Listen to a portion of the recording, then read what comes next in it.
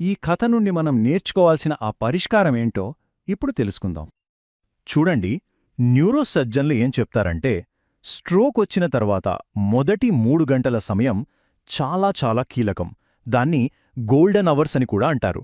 ఎందుకంటే ఈ సమయంలో గనక ట్రీట్మెంట్ అందిస్తే బ్రెయిన్కి జరిగే డ్యామేజ్ని చాలా వరకు తగ్గించొచ్చు. పేషెంట్ పూర్తిగా కోలుకునే అవకాశాలు కూడా చాలా ఎక్కువగా ఉంటాయి.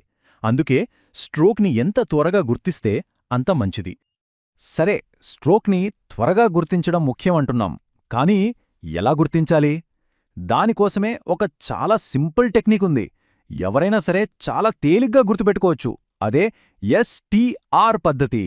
ఈ 3 సింపుల్ స్టెప్స్తో ప్రాణాలను కాపాడొచ్చు.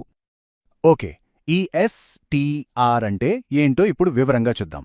ఫస్ట్, ఎస్ అంటే స్మైల్, అంటే చిరునవ్వు. స్ట్రోక్ వచ్చిన వ్యక్తిని నవ్వమని అడగాలి. వాళ్ళు సరిగ్గా నవ్వలేకపోతే, అంటే వాళ్ల ముఖం ఒకవైపుకి వంగిపోయినట్టు అనిపిస్తే అది ఒక లక్షణం. నెక్స్ట్, టీ అంటే టాక్, అంటే మాట్లాడటం. వాళ్ళని ఈరోజు వాతావరణం చాలా బావుంది లాంటి ఒక సింపుల్ వాక్యం చెప్పమనాలి. వాళ్ళు మాట్లాడేటప్పుడు మాట తడబడినా లేదా ముద్దగా వస్తున్నా అది రెండో లక్షణం.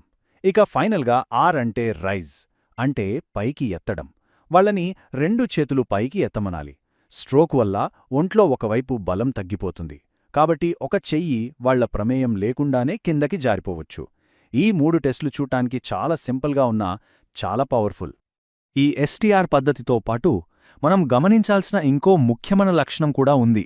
అదేంటంటే, అనుమానం ఉన్న వ్యక్తిని నాలుక బయటపెట్టమనాలి. ఒకవేళ వాళ్ల నాలుక ఒక వైపుకి వంగి ఉన్నా సరే, అది కూడా స్ట్రోక్కి ఒక బలమైన సంకేతం కావచ్చు. ఒక్క విషయం బాగా గుర్తుపెట్టుకోండి, మనమిప్పుడు చెప్పుకున్న లక్షణాల్లో ఏ ఒక్కటి కనిపించినా సరే ఒక్క క్షణం కూడా ఆలోచించొద్దు. వెంటనే అంబులెన్స్కి ఫోన్ చెయ్యాలి. అంతేకాదు, మీరు గమనించిన లక్షణాలన్నిటినీ వాళ్లకి క్లియర్గా చెప్పాలి. ఎందుకంటే ఇక్కడ ప్రతి సెకను మనకు చాలా ముఖ్యం. సరే, ఇప్పుడు మనకు స్ట్రోక్ లక్షణాలను ఎలా గుర్తించాలో తెలిసింది. ఇది చాలా మంచి విషయం. కానీ ఈ సమాచారాన్ని మన దగ్గరే ఉంచుకుంటే సరిపోదు. దీన్ని అందరితో పంచుకోవడం కూడా అంతే ముఖ్యం. ఎందుకంటే ఒక చిన్న షేర్ ఒకరి ప్రాణాన్ని నిలబెట్టగలదు. అదెలాగో ఇప్పుడు చూద్దాం. ఒక ఫేమస్ కార్డియాలజిస్ట్ ఒక మాట చెప్పారు.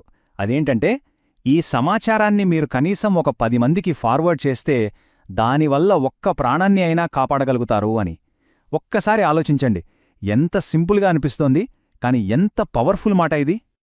ఈ ముఖ్యమైన విషయాన్ని అందరి దృష్టికి తీసుకురావాలని నేను నా వంతు ప్రయత్నం చేశాను. ఇప్పుడు దీన్ని మరింతమందికి, ముఖ్యంగా మీ కుటుంబ సభ్యులకి